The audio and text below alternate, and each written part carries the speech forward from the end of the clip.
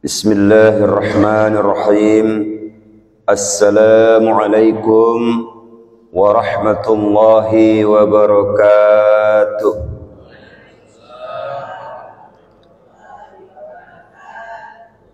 Alhamdulillahi rabbil alamin. Wa bihi nasta'inu ala umurid dunya waddin.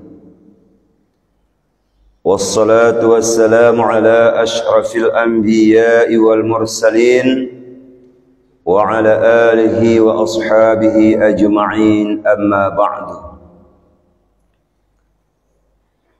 Puji syukur senantiasa kita panjatkan kehadirat Allah Subhanahu wa ta'ala. Salawat dan salam keharibaan Rasulullah Muhammad sallallahu alaihi wasallam. Ma'asyiral muslimin wal muslimat rahimakumullah.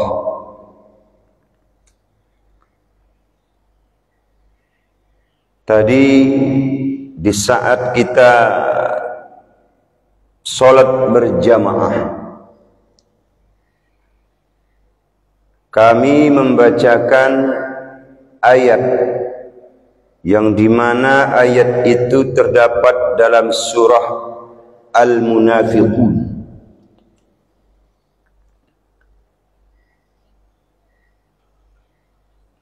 Di antara cuplikan ayat yang kami bacakan tadi, Bismillahirrahmanirrahim.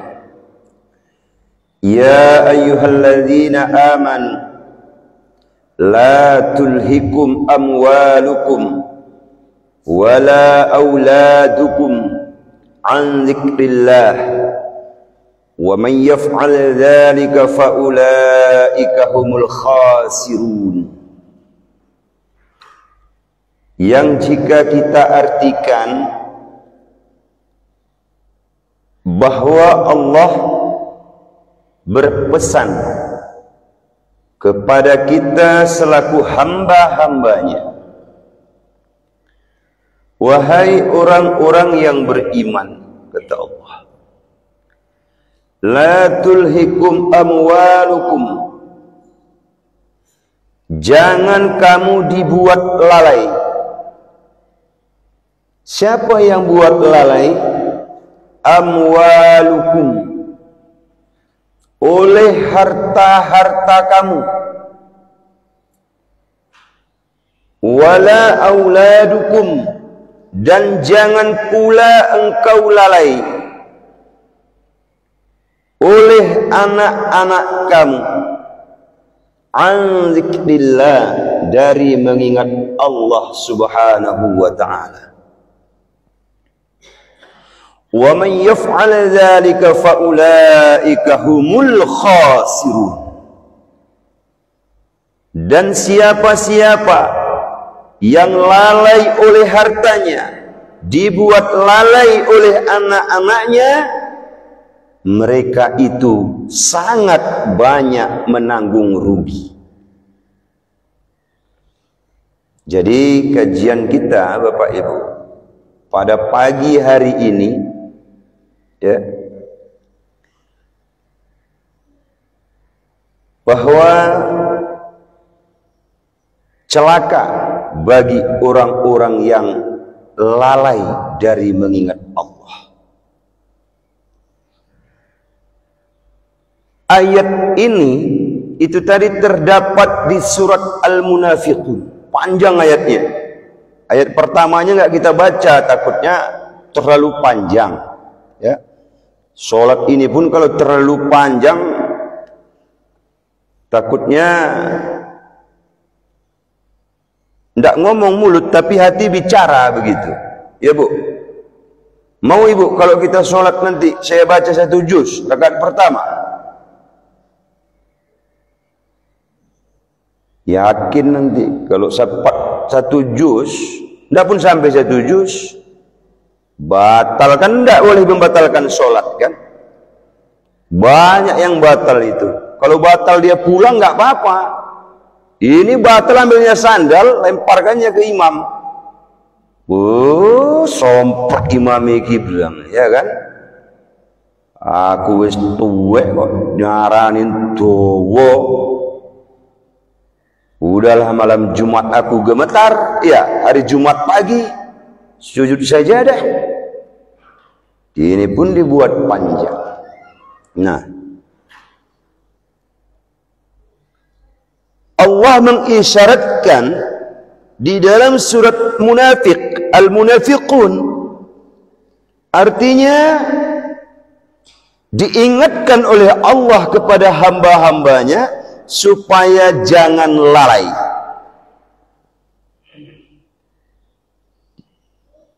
Dulu di kajian kita beberapa waktu yang lalu, kalau masih ingat ya, atau masih ditengok di live streamingnya, kalau mau usaha atau bisnis yang enggak ada ruginya, yang bisa menjauhkan dari azab yang pedih, di antaranya adalah bersungguh-sungguh di jalan Allah dengan harta. Ya Bu, ini pun begitu juga. Tidak boleh lalai dengan harta. Ini kok ceramahnya urusan harta aja ini. Di Al-Quran, Allah Subhanahu wa Ta'ala sangat banyak menyinggung tentang harta. Ini isyarat kepada kita. Sekian banyak kali pun disinggung oleh Allah atau disebutkan oleh Allah, manusia-manusia itu perhitungan. Kita buktikan nanti. Tapi dirasakan ke diri sendiri. Benar nggak? Kalau benar berarti benarlah firman Allah itu. Tapi rasa-rasanya memang sangat benar. Sehingga banyak puluhan kali Allah mengingatkan.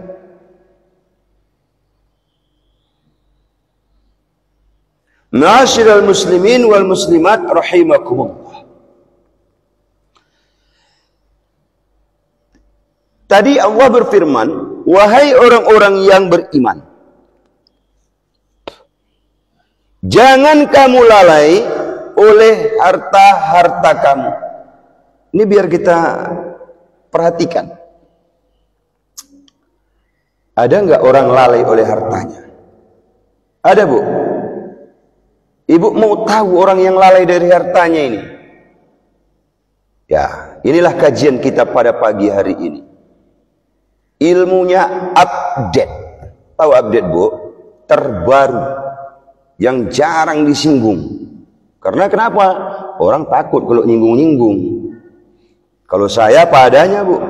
Tidak senang, ayo. Nah,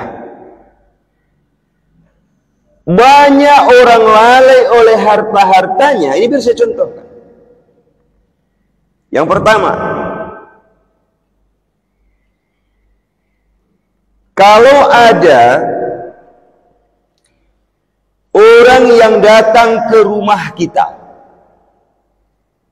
minta-minta sedekah, ibu punya di lemari itu katakanlah 3 juta,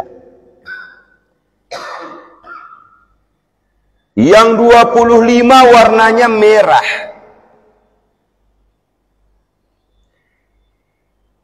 yang 400.000 warnanya biru, yang 100 ada yang warna hijau, ada yang kuning, ada yang abu-abu, 2.000 kali 1.000. Ibu-ibu kasih berapa? Bu? Ya, senyum ibu saya bilang begitu. Bapak-bapak kasih berapa Pak? Enggak, ini kita membuktikan ini membuktikan benar enggak firman Allah, begitu. Saya ulangi, ibu punya duit 3 juta di lemari, ada orang minta sedekah, ini puasa ini. Yang merah-merah 2,5 juta, yang 400, yang 50-an. Yang 100 tadi, ada yang 20, ada yang 10, ada yang 5.000, ada yang 1.000. Hayo, kasih berapa ibu-ibu? 1.000. Kalau masih ada 500, mungkin 500 dikasih. Iya kan? Iya kan saja Pak, nggak usah malu-malu. Ini kita membuktikan tadi. Iya kan? Nah, satu contohnya. Yang kedua, Bapak punya ladang sawit. Harganya saya dengar 3.000 sekarang per kilo. Bapak panen katakan 10 ton. Setelah 1 tahun, berarti panennya berapa itu? 120 ton. Dikali 3.000 sama dengan 360 juta bruto atau kotor. Setelah dipotong, ada 280 juta lagi. Bapak keluarin zakat apa enggak? Hah? Ibu-ibu? Ini kita membuktikan loh, benar apa enggak?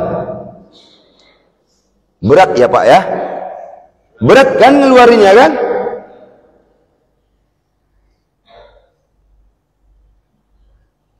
Ibu-ibu dibelikan sama suaminya setiap bulan itu ya 50 gram emas.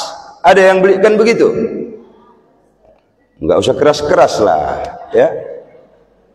Enggak akan saya belikan ibu-ibu. Slow saja.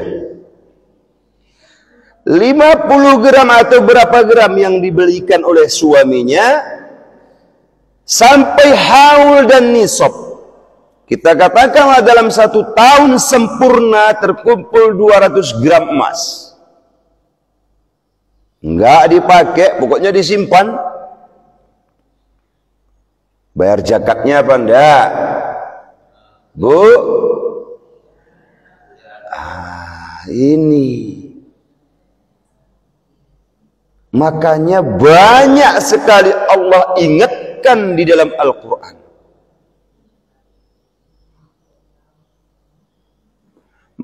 Nah, zakat, infak atau memberi sedekah kepada orang-orang yang membutuhkan itu juga bagian dari perintah mengingat Allah Subhanahu wa taala.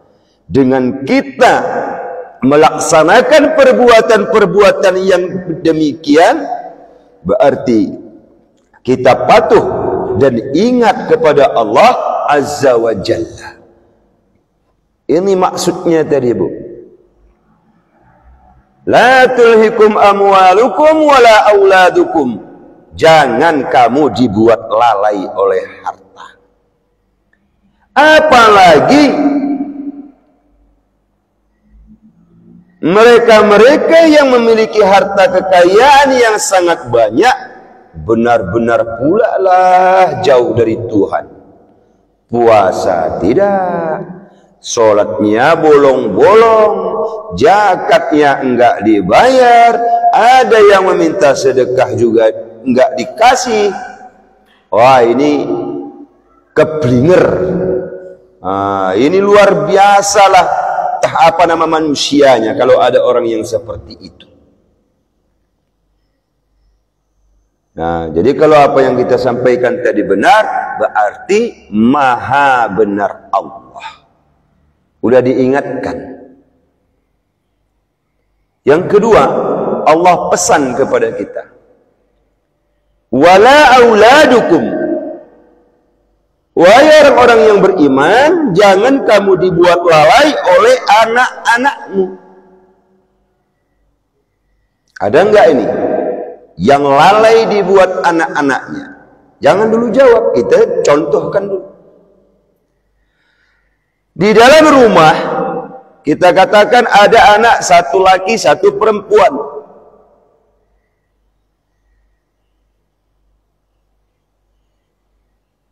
Saya tanya, yang mana menjadi tanggung jawab orang tua sampai mati? Anak yang mana? Anak yang laki. Anak laki-laki walaupun dia sudah menikah.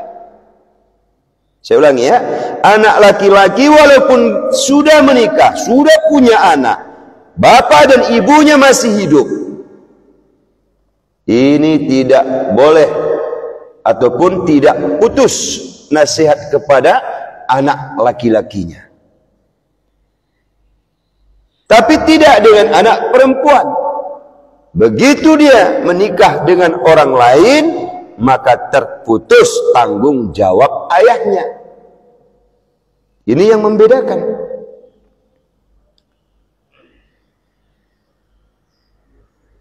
Ini kadang-kadang terbalik. Yang anak perempuan, ini manusia ini seringkali pakai akal. Tuhan sudah fitrahkan, tapi dipakainya akal separuh, tidak penuh. Ma'asyiral muslimin wal muslimat rahimakumullah. Kebanyakan ini kita perhatikan fenomena di sekeliling kita. Kalau sama anak perempuannya, ya, lebih. Tapi kalau sama anak laki-lakinya, apalagi kalau sudah menikah, kurang. Ini terbalik udah. Karena di pikiran orang tua itu, nanti kalau aku sudah tua, aku kan sama anak perempuan. Iya, kalau ibu bapak panjang umurnya. Kalau pendek macam mana?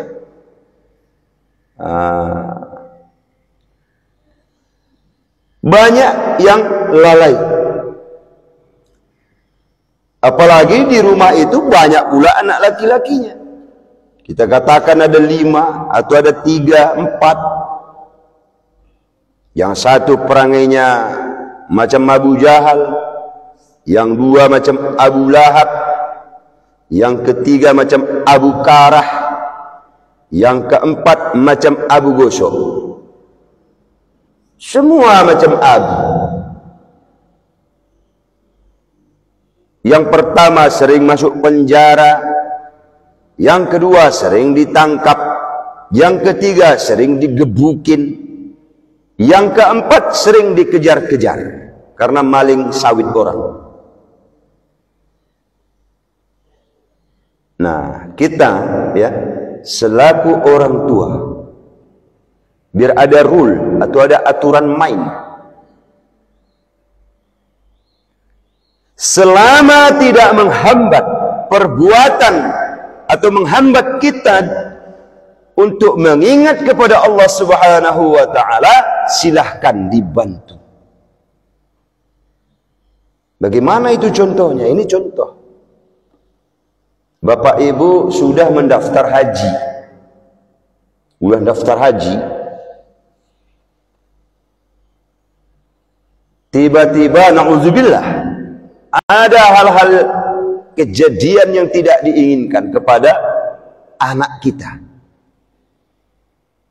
Kita katakanlah ada kebutuhan mendesak. Kalau enggak ya diangkut.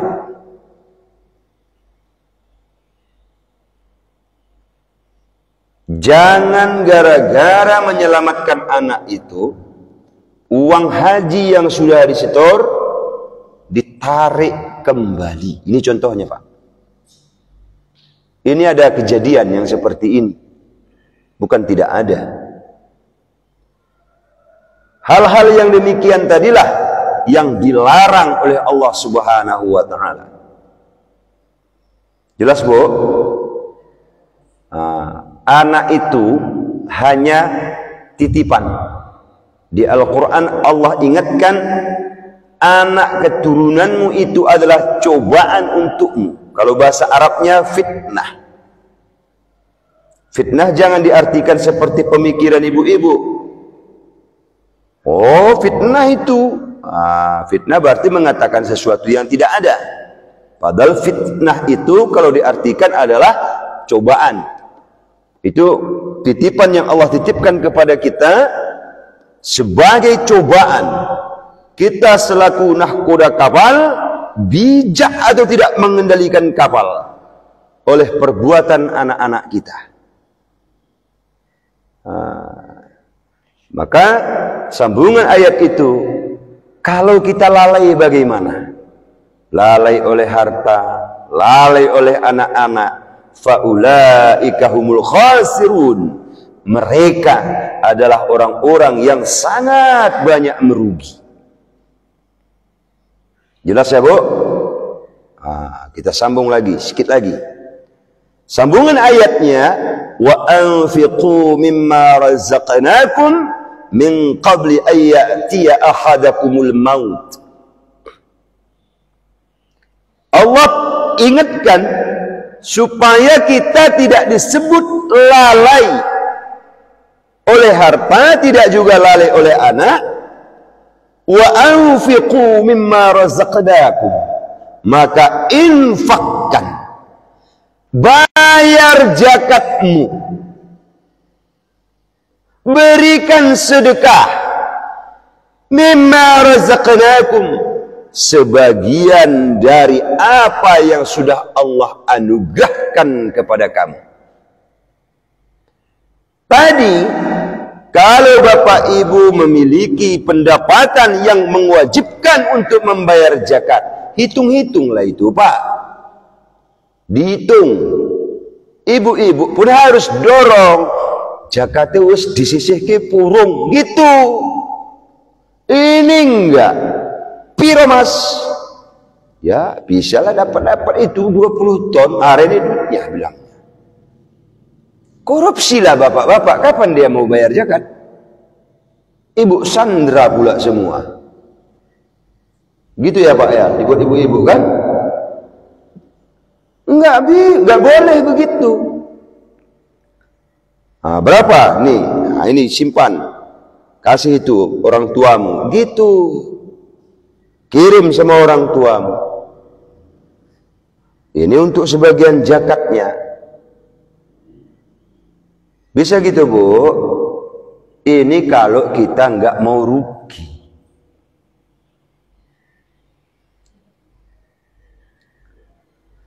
Karena ada kisah Bu ya, ada kisah singkat cerita. Hanya gara-gara satu kapak Bu. Mungkin Bapak Ibu pernah dengar ya. Gara-gara satu kapak, ada orang ya kerjaannya cuma nyari kayu bakar. Suatu ketika ada orang kaya raya mati, anak-anaknya menyampaikan pengumuman, siapa yang mau mengawani bapakku di kuburan katanya. Nanti saya bayar, saya kasih emas 10 kilo. Kayak mana Bu? Mau ibu-ibu? Ada orang mati, ibu-ibu kawanilah si mati tadi selamat 7 hari 7 malam. Keluar dari kuburan dikasih 10 kilo emas. Jadi si pemuda karena merasakan betapa susahnya hidup ini, memberanikan diri. Saya ikut katanya. Begitu masuk, dia pun masuk. Singkat cerita, begitu di alam kubur, datang malaikat. Malaikat siapa namanya? Nukar Nangkir. Begitu mau ditanyanya si mati, ya kok ada pula orang sebelah ini. Maka ditanya, kau kapan mati? Aku belum mati katanya. Kata yang masih hidup. Dah terus kau ngapain di sini? Kata malaikat begitu. Ya aku yang nanya, kau siapa? Katanya sama malaikat. Ya aku malaikat Nukar Nakir mau nanyain dia. Ya aku pun ngawani dia, nanti aku balik, aku balik, aku terima emas katanya. Apa kerjamu? Bilang malaikat. Ya kerjaku cuma nyari kayu bakar katanya. Apa alatmu mencari kayu bakar? Kapak katanya.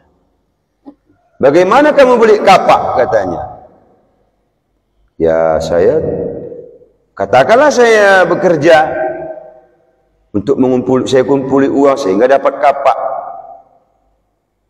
Terus kayunya itu dari mana? Kayu kapaknya. Yes, intinya saya beli dari tukang jual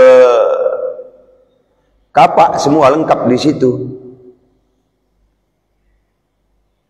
Terus yang tukang jual itu dapatnya dari mana? Ditanyain semua. Singkat cerita, di dalam riwayat itu, ya, bertubi-tubi ditanya oleh malaikat sehingga nggak sempat nanya si mati tadi. Naik dia ke naik dia kembali, disampaikannya lah kepada keluarga si mayit, ambil sama kalian emas kalian itu, katanya, tidak perlu sama aku. Maka ditanya, kenapa begitu? Bilangnya, hanya gara-gara kapak, enggak ku tidur ditanya malaikat di perut bumi itu. Konon lagi 10 kilo emas. Begitu ya, di dalam riwayat itu tadi. Nah, kembali ke kajian kita. Maka infakkan sebagian daripada apa yang sudah Allah anugerahkan. Dihitung dia, berapa, bayar. Kalau ada yang minta-minta, sekali-sekali kasihlah yang besar. Tanya, dari mana Pak, Bu? Barangkali dia nggak minta duit itu, minta beras atau kain. Kita nggak tahu ini yang meminta-minta itu. Tanya, ramahlah sedikit. Dari mana, Bu? Mungkin dia bercerita, saya punya anak yatim, katanya. Nggak makan kami 3 hari. Tega ibu kasih 2.000 itu, Bu. Yang betul pula, kan? Maka ini ditanyakan. Tuhan sudah perintahkan, wa anfiqu mimma razaqnakum min qabli ayyatiya ahadakumul maut. Bayar zakatmu, berinfaklah, bersedekahlah sebelum hayat, ya, selama hayat di kandung badan, selagi masih hidup. Jelas ya, Bu? Min qabli ayyatiya ahadakumul maut. Emang kalau udah mati kayak mana? Fayaqula rabbi laula akhartani ila ajalin qarib fa asaddaqa wa akum minas salihin. Nanti, ya nanti, siapapun manusia, termasuk orang-orang alim sekalipun, kecuali yang Allah kehendaki tidak terjadi kepada mereka. Begitu dicabut ruh dari jasad kita, kalau ruhnya orang beriman, ini dibawa dulu ini, ya, dibawa oleh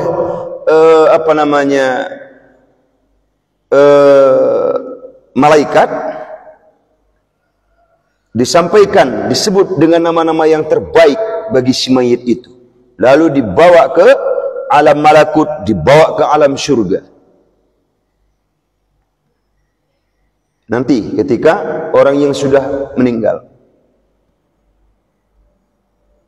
pertama sekali yang terucap, ini pertama sekali ya, pertama sekali yang terucap ketika orang yang mati adalah, ya Allah, andai kata aku bisa hidup walau sebentar lagi, begitu. Fa asaddaqa wa akum minas salihin. Aku pasti banyak bersedekah. Aku pasti banyak bayar semua zakat saya. Banyak saya bersedekah. Wa akum minas salihin. Dan aku pasti melakukan ataupun termasuk orang-orang yang soleh. Ini terekam, Pak, Bu, di Al-Quran.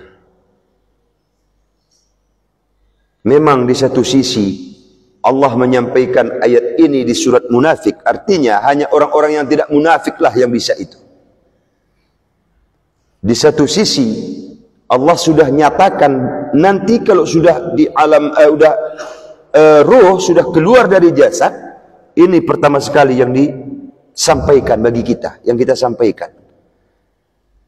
Andai aku masih bisa hidup sebentar lagi saja, akan kuinfakkanlah yang terbaik. Ini yang terjadi, Pak, Bu. Artinya, bijak-bijaklah kita, pandai-pandailah kita, karena ini hal yang sangat, kita katakan, banyak sudah terjadi. Anak Nabi Adam, satu namanya Habil, satu Qabil. Si Qabil ini, dia anak paling tertua. Ketika Allah menyampaikan supaya memberikan kurban, diberikannya kurban yang kurang bagus. Ini tingkat Qabil, tapi tidak menjadi pembenaran sama kita, karena kita bukan Qabil. Kalau bisa macam Habil pula. Ini habis lebaran Idul Fitri nanti ada Idul Adha. Berarti di situ apa? Ada namanya ibadah kurban. Ayo Bapak Ibu, sudah berapa tahun tidak kurban? Kurban juga Pak Haji. Anak pun belum tamat-tamat kuliahnya. Ya manalah tamat. Habis ini masuk lagi yang ini. Masuk lagi. Kuliah lagi. Mati Bapak Ibu, tidak ada kurban. Merangkaklah nanti di Siratal Mustaqim itu. Ini menjadi renungan buat kita. Jangan gara-gara, ya, jangan lalai dibuat anak-anak. Pak, duit, bayar SPP. Tanya berapa SPP yang betul. Karena kita perlu, ya. Di ayat yang lain Allah berfirman, qu anfusakum, jaga dulu dirimu. Jadi kita dulu, kalau memang belum ada rencana, ya silakan. Harus dibuat ada ukuran sehingga bisa melaksanakan kurban. Enggak bisa lembu, enggak usah beli kambing. Enggak sanggup Bapak Ibu beli kambing, minta kambingnya, maksud saya minta, ada punya saudara dikasihnya. Ku mintalah dulu Lek, bilang. Ngapain ku kurbankan, bilang gitu. Ada yang ngasih itu. Enggak bisa kambing, ayam. Boleh kurban ayam? Enggak boleh ya. Paling tidak kambing. Ma'asyiral muslimin wal muslimat rahimakumullah. Sambungan ayatnya, ya.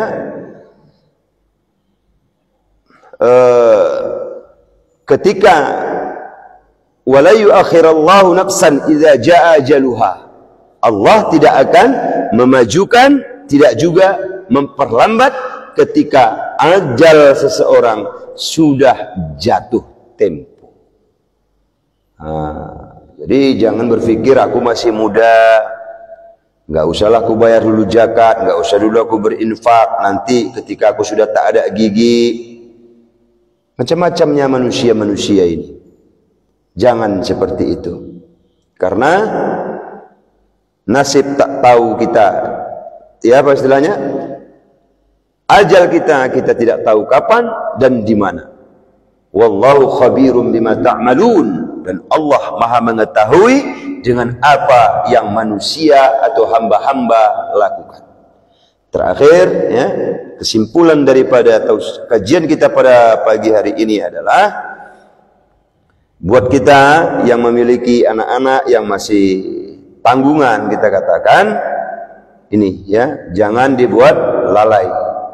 Yang memiliki harta kekayaan yang Allah titipkan hanya sementara, bapak hidup ini sajanya dikasih, nanti di akhirat belum tentu. Janganlah lalai. Kenapa?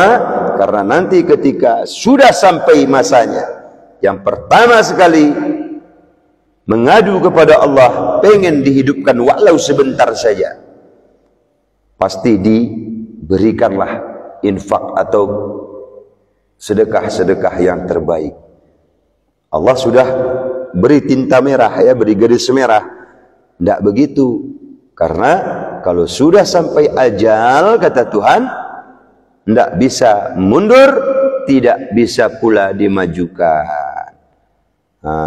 Jadi rahasia Allah berfirman, wallahu khabirum bima ta'malun. Taunya Tuhan, di hati kita ini sulit, Pak. Ya, bukan tidak tahu.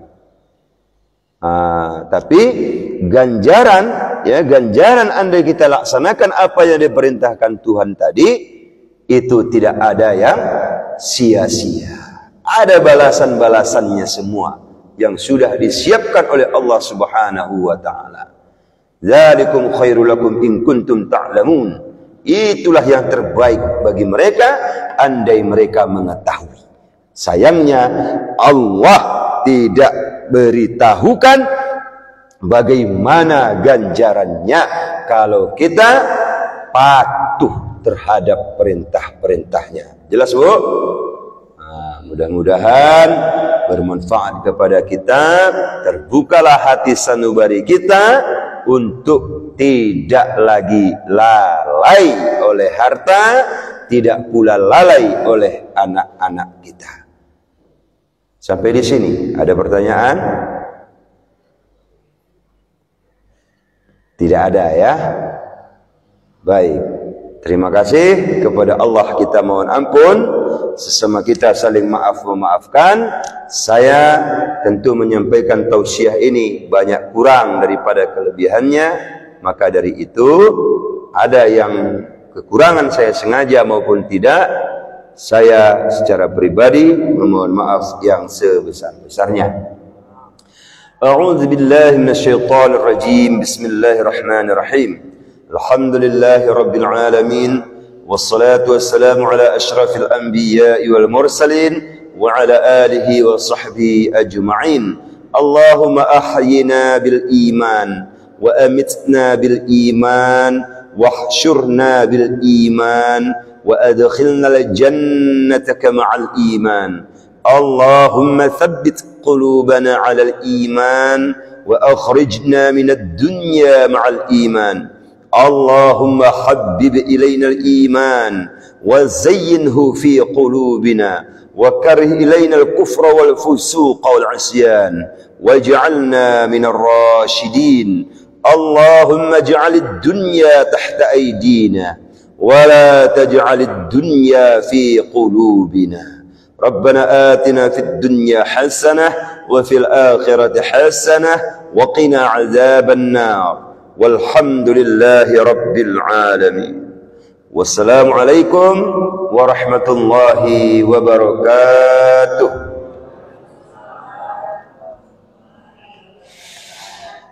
Sallallahu ala Sayyidina Muhammad. Sallallahu عليه وسلم.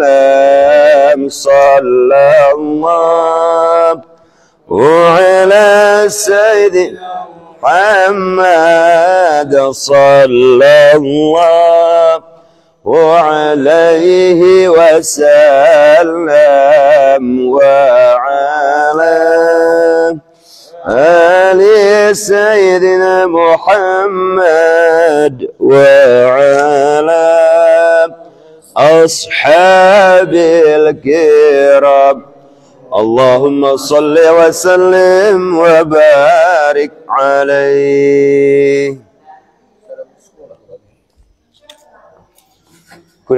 Saya ada sekolah bulan ini. Oh, biasa. Saya ada sekolah buat. Jangan lupa, bukan buat gue sewa dalan.